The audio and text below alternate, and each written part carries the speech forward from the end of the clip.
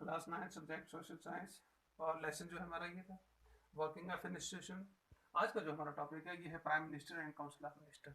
Prime minister और council of minister क्या है, यानी इनका काम क्या है, गवर्नमेंट के अंदर ये क्या काम करते हैं, ये होते कौन है, काउंसिल ऑफ मिनिस्टर में कौन कौन लोग होते हैं, और ये पूरा जो बिजनेस होता है पार्लियामेंट सेशन जो होता है ये कैसे कंडक्ट किया जाता है, कौन इनको कंडक्ट करता है, कौन उस हाउस को कंट्रोल करता है, ये सब आज हम डिस्कस करेंगे।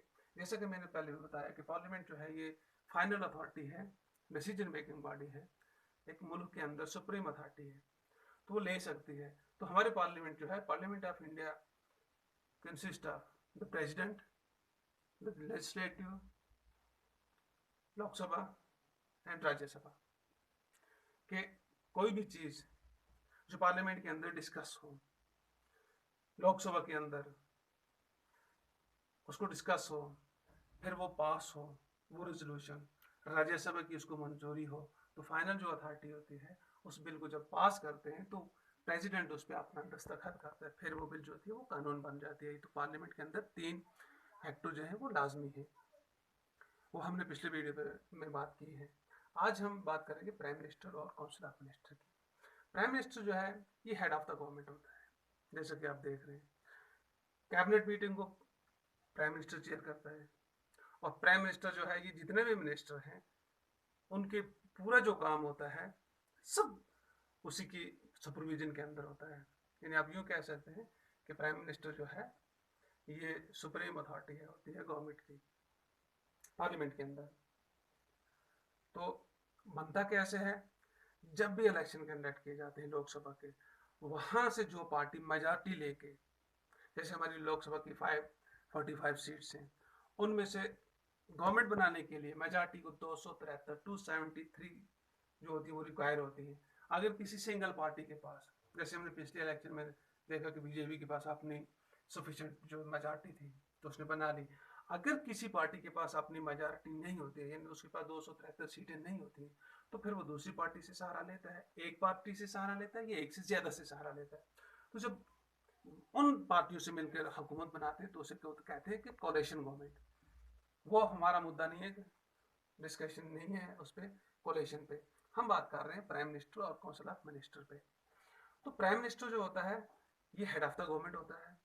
जब वो पार्टी जीत के आती है तो प्रेसिडेंट ऑफ इंडिया उसको इनवाइट करता है, पार्टी लीडर को, पूरी पार्टी को, कि भाई आप अपनी मेजॉरिटी शो कीजिए और आप अपनी गवर्नमेंट फॉर्म कीजिए, गवर्नमेंट बनाइए। तो फिर नेचुरली एक वहाँ पे नेचुरल सिस्टम है पार्टी का अपना भी, कि जो पार्टी लीडर होता है उसको मुंतखब कर देते हैं उसका नाम प्राइम मिनिस्टर के लिए, तो प्रेसिडेंट ऑफ इंडिया उसको अपॉइंट कर देता है एज ए प्राइम मिनिस्टर। इस तरह उसकी अपॉइंटमेंट हो जाती है। दूसरे जो मिनिस्टर हैं उनको बाद में प्रेसिडेंट अपॉइंट करता है, लेकिन वो भी किसकी एडवाइस पे होते हैं, प्राइम मिनिस्टर की एडवाइस पे। यानी कुछ मिनिस्टर, कोई मिनिस्टर ऐसे हैं कुछ जिनको प्राइम मिनिस्टर एंडोर्स करता है, वो उसकी मर्जी के मुताबिक आ जाते हैं। तो प्राइम मिनिस्टर जो है ये कैबिनेट को चेयर करता है। ये जितने भी मिनिस्टर हैं सब, गवर्नमेंट का जितना भी कारोबार है वो प्राइम मिनिस्टर के जेर निगरानी चलता है। ये होगा। अब काउंसिल ऑफ मिनिस्टर कौन से हैं? देखिए, इतने बड़ी डेमोक्रेसी में, इतने बड़े मुल्क में बिजनेस संभालना जो है ये बहुत मुश्किल है।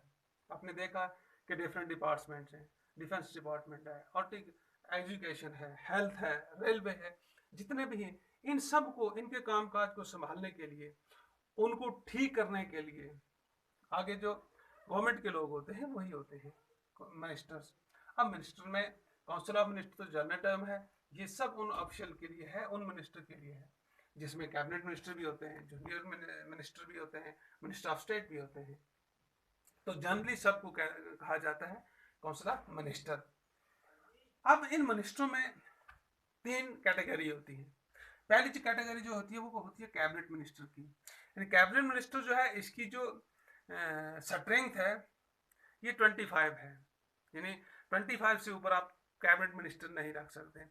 कैबिनेट मिनिस्टर का मतलब होता है कि ये जो होते हैं ये सबसे पावरफुल बॉडी होती है डिसीजन मेकिंग के लिए।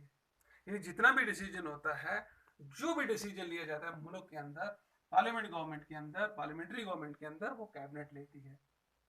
अब कैबिनेट के अंदर ये सब चीजें डिस्कस करते हैं क्योंकि वो पार्टी के लोग होते हैं, कौन सा कानून लाना है, किसको पीछे हटाना है। तो ये कैबिनेट मिनिस्टर जो है, it comprises about 25 minister. Consider the inner ring of council of minister. Usually cabinet minister take decision in the name of council of minister. तो आमतौर पर कैबिनेट मिनिस्टर डिसीजन ले लेते हैं उन्हीं के नाम पे, काउंसिल ऑफ मिनिस्टर के नाम पे उनके डिसीजन होता है। जो चीज भी डिस्कस की जाती है पार्लियामेंट के अंदर और उसको फिर कैबिनेट से अप्रूवल मिलता है, वो पास होती है। उसके बाद होते हैं minister of state. Minister of state कौन से होते हैं? They are usually in charge of small ministries. अब मिनिस्ट्रीज भी वहां पे अलग किस्म की हैं, कुछ बड़ी हैं कुछ छोटी हैं, तो ये स्मॉल मिनिस्ट्री के इंचार्ज होते हैं। और ये जो मिनिस्टर होते हैं, minister of state with independent charge, ये मिनिस्टर ऑफ स्टेट होते हैं, इंडिपेंडेंट चार्ज होती है इनकी। ये वो मिनिस्टर हैं जो हिस्सा ले सकते हैं कैबिनेट मीटिंग में।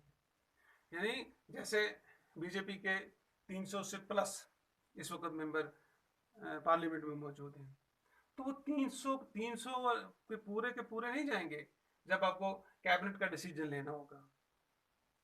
अब वहां पे 25 तो होंगे वो जो कैबिनेट के मिनिस्टर होंगे, वो होंगे। उसके अलावा अगर उनको जरूरत पड़ी किसी मसले में कि हमें किसी और की भी जरूरत भी होती है, तो वो minister of state with independent charge उनको इनवाइट करेंगे।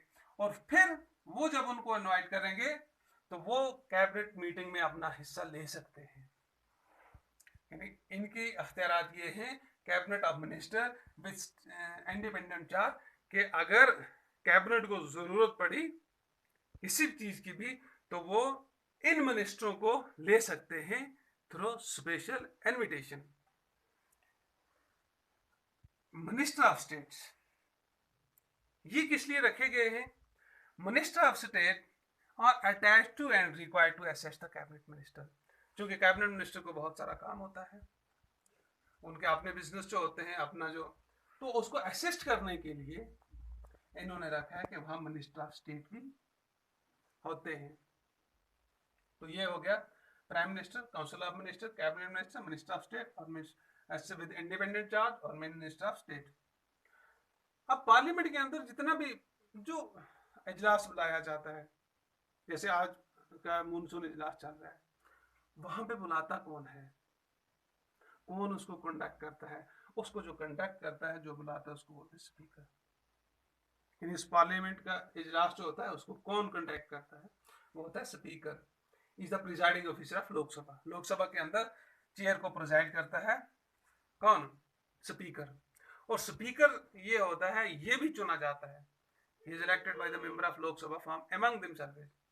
ये लोकसभा के जो मेंबर होते हैं वो अपने आप में से, अपने पार्टी में से एक शख्स को चुन लेते हैं, उसको स्पीकर का दर्जा देते हैं। और स्पीकर जो होता है ये भी मोस्ट पावरफुल चेयर होती है किसके अंदर? पार्लियामेंट के अंदर। ये हो गया स्पीकर। अब पार्लियामेंट के अंदर काम क्या होता है? जैसे मैंने आपको पहले बताया, पार्लियामेंट इज द फाइनल और लास्ट लॉ मेकिंग और डिसीजन मेकिंग बॉडी। अब वहां पे डिसीजन कैसे लिए जाते हैं, पहले भी हमने इस पर डिस्कस की है।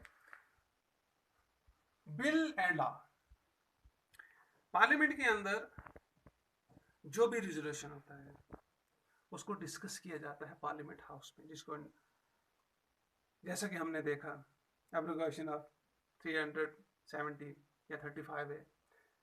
अब वो प्रोसीजर से हटके गए, पहले उनको क्या करना था वो नहीं किया, खैर तो वहां पे डिस्कस करते हैं।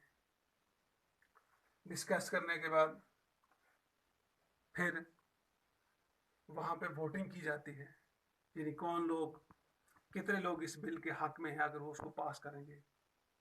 तो आप अपना जो हाउस होता है, जैसे लोकसभा का जब होगा, वहां पे जब वो वोटिंग करते हैं तो दो पार्टियां हैं, एक अपोजिशन है एक रूलिंग है। तो वहां पे आप अपना वोट देते हैं जिसको उस कानून के साथ जो वो समझता होगा जो कि ये अच्छा है लोगों के लिए है, तो उसमें वोट देता है। जो समझता है कि नहीं है उसमें वोट नहीं देता है। वहां पे जब वोट होके जब मेजॉरिटी लोकसभा में उसको पास कर देती है, तो उसके बाद वो बिल चली जाती है राज्यसभा में। राज्यसभा में चली जाती है कि इसके अंदर उनको कोई और चीज ऐड करनी होगी, तो 14 दिन तक राज्यसभा में रखी जा सकती है। 14 दिन के बाद या तो वो पास की जाती है या फिर वो वापस भेज दी जाती है। जब वो उस बिल को पास कर देंगे, वो बिल जो लोकसभा से भी पास होगी और राज्यसभा से पास होगी, उसके बाद जब उस पर फाइनल डिसीजन जो होगा वो प्रेसिडेंट का आएगा।